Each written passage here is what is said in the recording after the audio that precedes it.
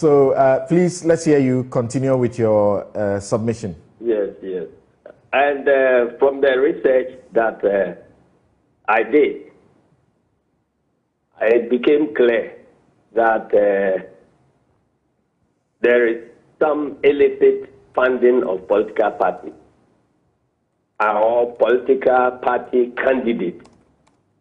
And it also emerged that those who want to fund political parties from illicit business will not disclose to the political parties their source of funding or the candidate the source of funding. Indeed, if you are a candidate and you are in financial distress and you have somebody coming up saying that, well, I believe in your vision, so I want to fund you this much, without telling you where his source of income is coming from, it is most unlikely for that distressed candidate to be asking you where your monies are coming from. But when you win and the demands begin emerging from your financier, that is where you realize that the type of business is engaged in. And so we should not hide our heads in the sand like the proverbial ostrich and say that all is well with our political funding. Our democracy is daily getting endangered because of source of funding. And I associate myself with what Elvis has said earlier on, that political funding is a major root cause of corruption. And the earlier we exposed and confronted it and dealt with it, the better it will be for our democracy.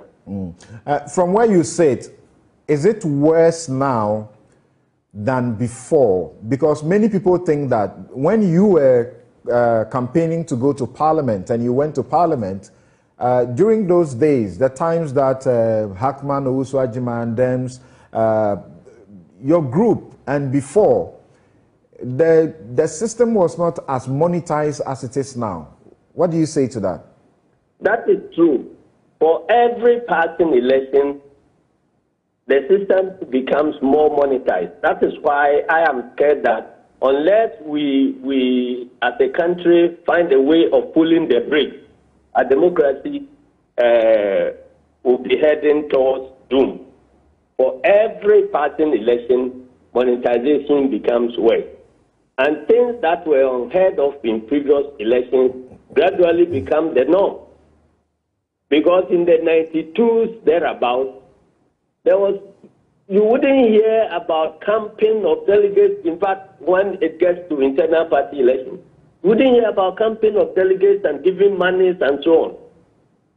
We've now far gotten past that one, and it appears that campaign of delegates and giving them envelopes has become a norm, and people are openly discussing these things on air to the extent that those who give envelopes and they end up not being voted for come openly to demand back their money. I think that we are getting, the situation is getting out of hand. Right. And something must be done about it. If we want to do something about it, we must first define what is allowed as legitimate activity for the soliciting of votes. I agree with Peter that it costs money to campaign. But not all that cost is coming from just the cost of living in the country. We are adding things and making them a normal part of campaigning, which should not be part of campaigning. If you are going to campaign and previously you were not buying bicycles, previously you were not buying motorbikes and cars and so on. And gradually you see that people started buying and distributing bicycles, which was not complained about. It upgraded into motorbicycles, and now it is cars that are being promised. Since when did this become part of our campaign? We should find a way of Right. Thank you. this. Thank you. Hold on briefly.